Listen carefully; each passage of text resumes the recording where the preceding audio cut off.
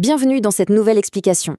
Imaginons un instant ces usines immenses qui fabriquent nos voitures, ces ascenseurs hyper silencieux qui nous propulsent au sommet des gratte-ciel, ou même ces pompes à eau gigantesques qui alimentent des villes entières. Eh bien, toutes ces merveilles mécaniques partagent un point commun, un cœur électrique qu'on ne voit jamais, mais qui est absolument fondamental.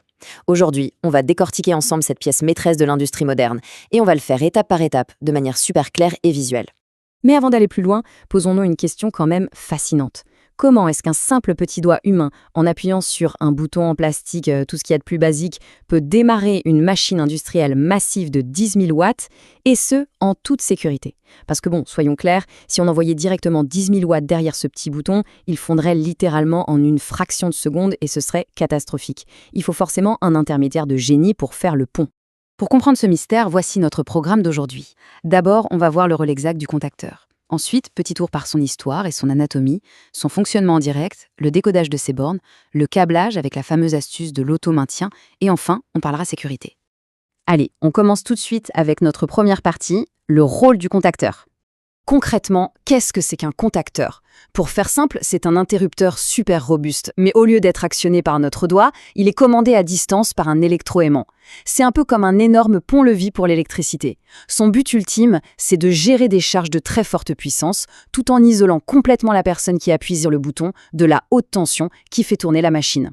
Et cette comparaison illustre parfaitement la situation. D'un côté, on a le bouton poussoir, qui est en quelque sorte le cerveau de l'opération. Il gère des petits courants minuscules et totalement inoffensifs. Et de l'autre, le contacteur, qui lui est le muscle pur. Il reçoit l'ordre du bouton et encaisse toute la force brute de la haute puissance pour la balancer au moteur. C'est le véritable garde du corps de notre circuit.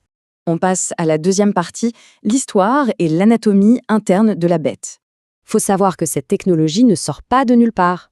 Déjà, en 1835, un certain Joseph Henry invente le tout premier relais électromagnétique. L'idée d'utiliser un petit courant pour en contrôler un grand était née.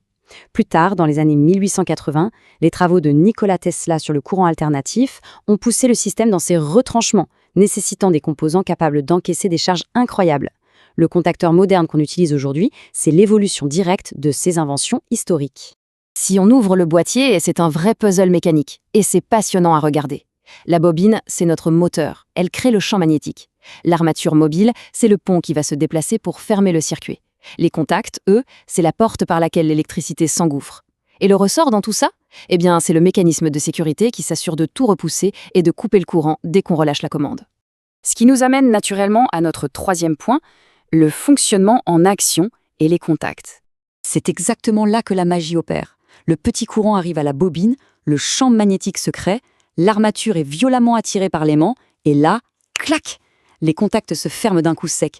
Ce fameux bruit mécanique, ce clac typique des armoires industrielles, c'est le son de la puissance qui est libérée vers le moteur en une fraction de seconde. Et bien sûr, dès qu'on coupe l'alimentation, le ressort ramène l'armature et tout s'arrête net. Alors, il y a une subtilité hyper importante à capter ici, la différence entre un contact NO et un contact NC.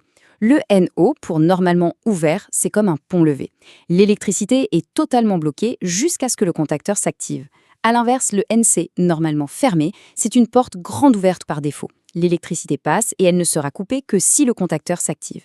Pour faire simple, imaginez le NO comme le bouton d'une sonnette de maison et le NC comme un gros bouton d'arrêt d'urgence. Quatrième partie, on va décoder les bornes. Parce que oui, vu de l'extérieur, ça ressemble un peu à un code secret. Mais en fait, cette cartographie est hyper logique. C'est une vraie anti-sèche.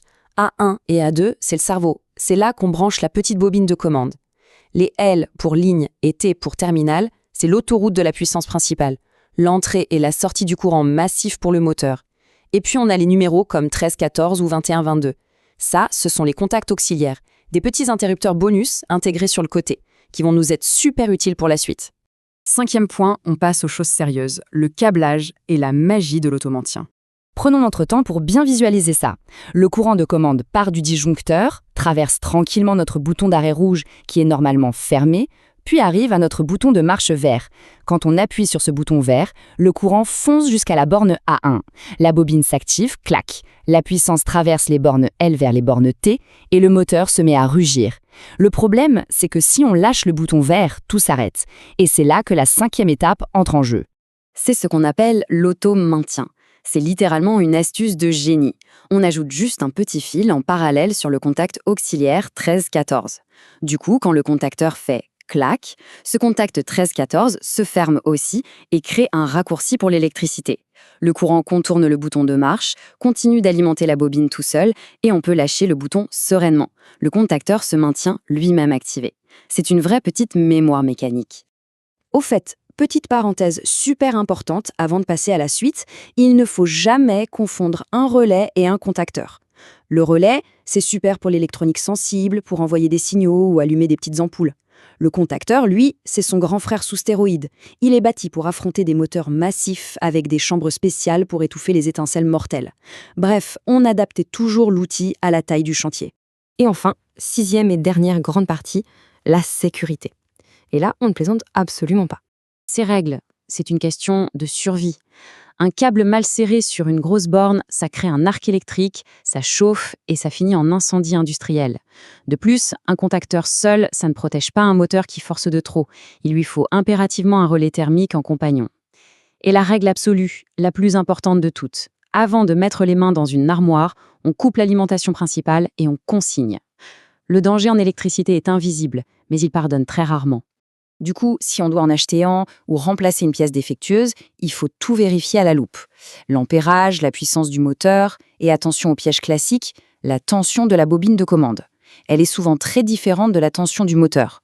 On peut très bien avoir un énorme moteur en 400 volts triphasé, mais piloté par un tout petit circuit de sécurité en 24 volts continu sur les bornes A1 et A2. Faut avoir l'œil. Voilà, maîtriser ces composants, c'est vraiment ouvrir la porte d'un univers technique complètement fascinant. Si cette explication a fait tilt et qu'on a envie d'aller beaucoup plus loin dans la technique pure, les schémas complexes ou même les dépannages, rejoindre la communauté ElectroStart est clairement la prochaine étape logique. C'est l'endroit parfait pour partager et monter en compétences. Et pour conclure, gardons toujours cette petite phrase en tête, les vrais techniciens apprennent tous les jours. Le monde de l'ingénierie et de l'automatisme évolue non-stop. Les principes de base qu'on vient de voir restent solides comme le roc, mais la manière dont on les applique devient de plus en plus pointue. La curiosité et la prudence, c'est vraiment la clé pour exceller sur le terrain. On touche à la fin de notre explication. On a vu comment la force de l'électromagnétisme permettait de dompter des puissances monstrueuses avec un simple petit bouton. Mais l'armoire électrique est encore pleine de secrets. Alors dites-nous, quel concept tordu, quelle panne ou quel composant mystérieux mériterait d'être la star de notre prochaine explication ? À très vite!